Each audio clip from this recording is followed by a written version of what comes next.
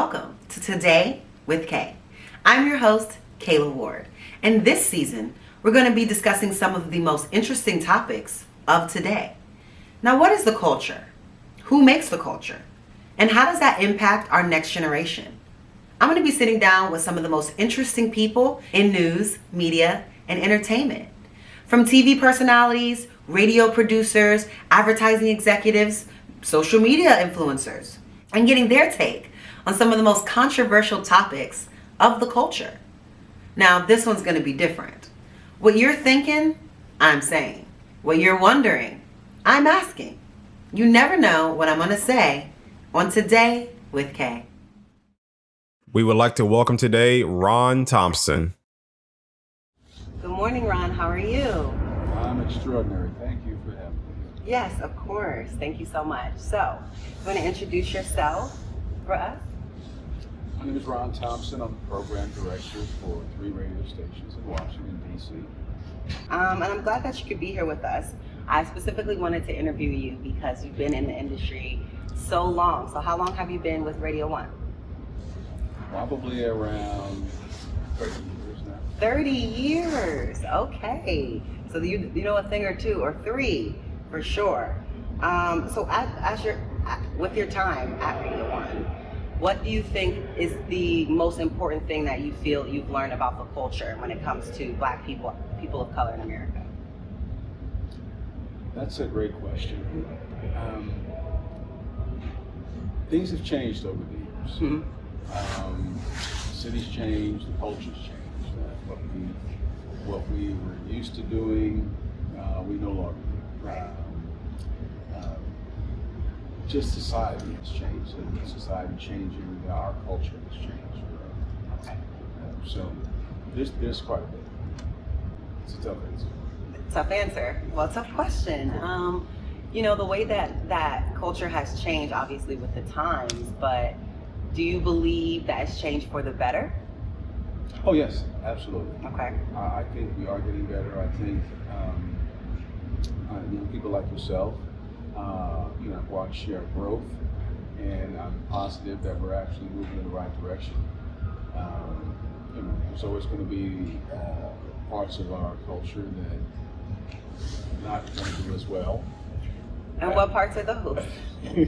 Tell us. Well, there's always the side of us that's going to continue to disrupt and tear down your neighborhood and just not be productive.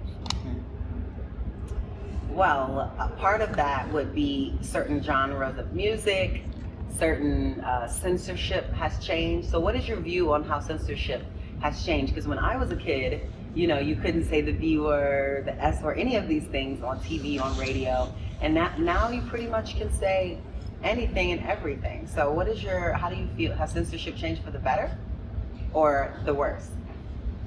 I think you can express more now. A little louder? Just a little bit louder. I think you can express more now. When I was growing up, you couldn't even show cleavage on TV. Okay, you couldn't show anything. And now you have all kinds of advertisements for everything, from women's personal products to men's personal products, things that you would never talk about on TV and on radio. Male enhancement products. Yes. You would never hear that. You would never hear that. But now you do. Now you do. So. Amongst other things, like specifically music, since we know that music is one of the strongest parts of the culture, the direction that music has gone. I guess my question is, do you really think that what is glorified in the culture is actually good for the culture? I need to be careful with this. I like the fact that we can express ourselves musically, but I do have a particular taste. And my particular taste is that, I like us to be expressive, but tasteful. Okay. Tasteful. That is a word that I don't know if it's really, if people even care about that anymore. People are so like, okay, get to the bag, get to the money, at whatever means possible. And I feel like that's really started to shape the culture, and it's literally around personal attainment of money. And while obviously we all feed ourselves, we have to feed our kids, but at any means necessary, doing anything that may not uplift the morality of our future, of our children, the things that we give them access to. Right. I mean, when you see videos with people with guns and, you know, just throwing money around, that's not reality. But it's kind of a fantasy that they want to live out. But, you know, most people that you and I know, they're not living like that. Yeah, that's true. That's true, they're not. Okay, so just transitioning to other parts of the culture when we're talking about policy, politics, and just the community of Black people. Radio One obviously being focused as a station of color, focusing African Americans. Do you feel that Black people have to make a certain choice because they're Black?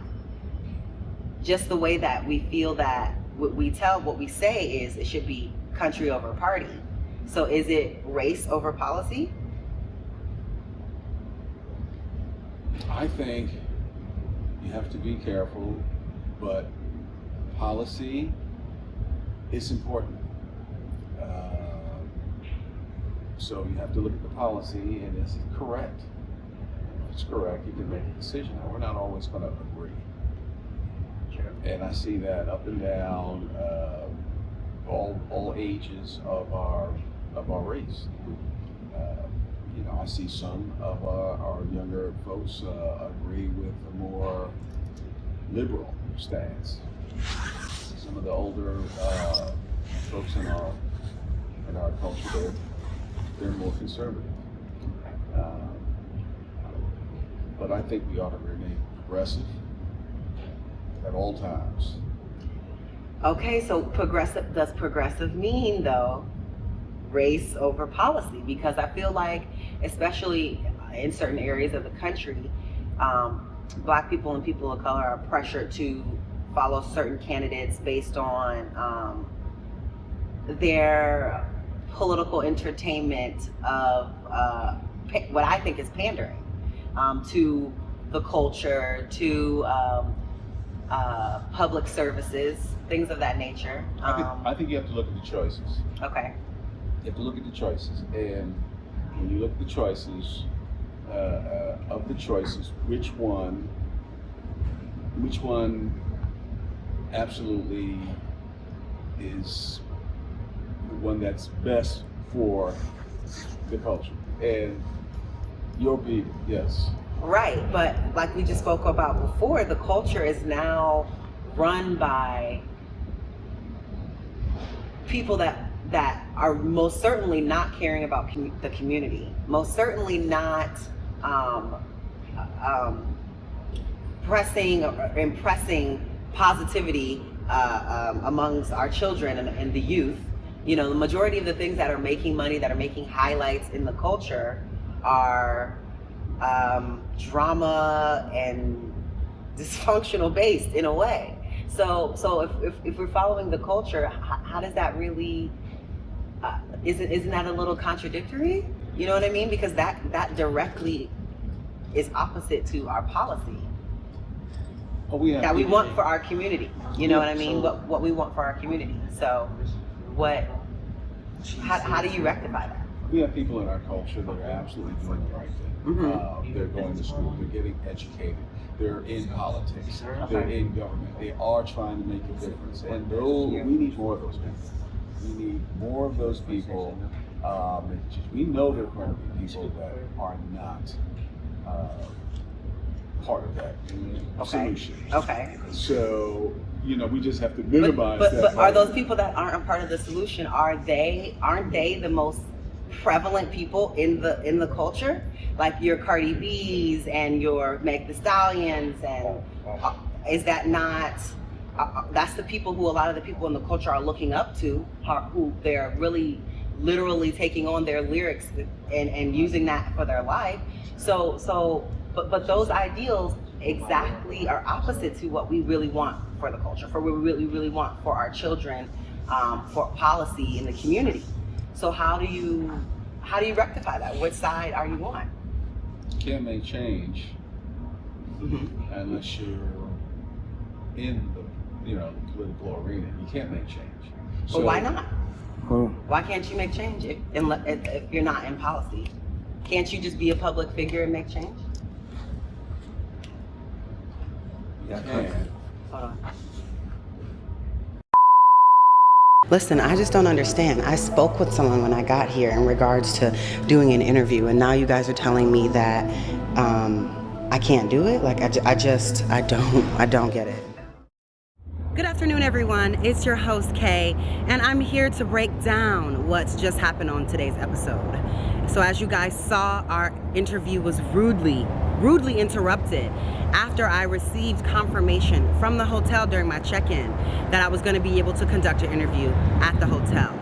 I felt like I was discriminated against for multiple reasons because the person that gave me the approval was suddenly no longer available for me to speak with the rest of the time that I stayed at the Hyatt.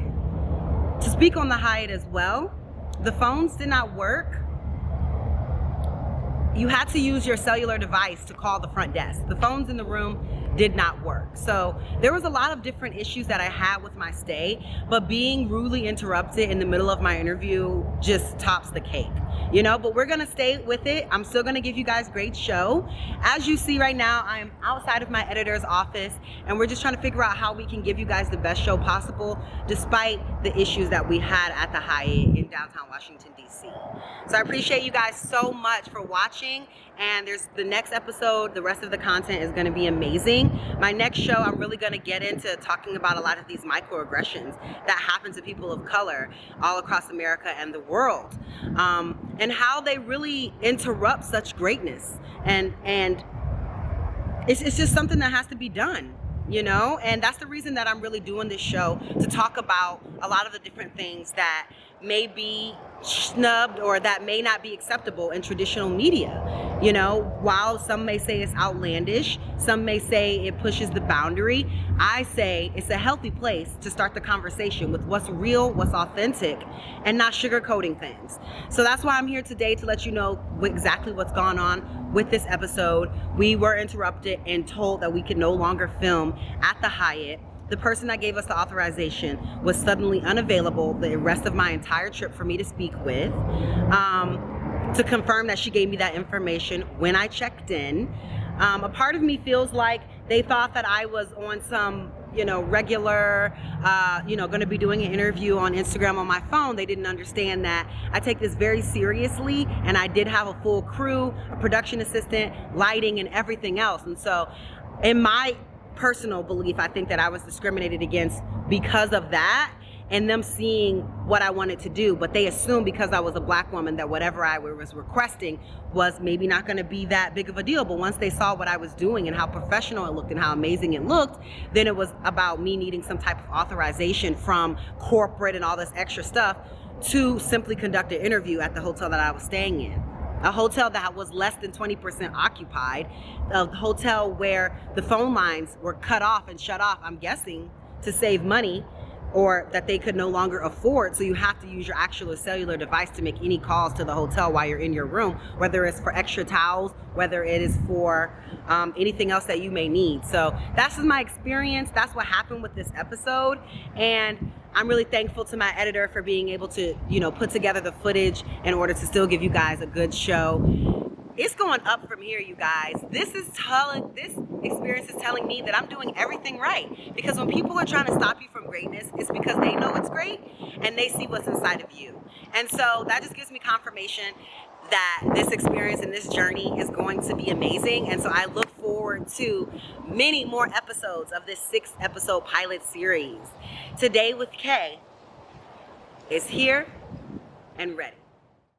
Next week, we're going to be sitting down with entrepreneur and Forex trader Julius Harris. Not only will we be discussing Forex, but also his very controversial political views on this year's election.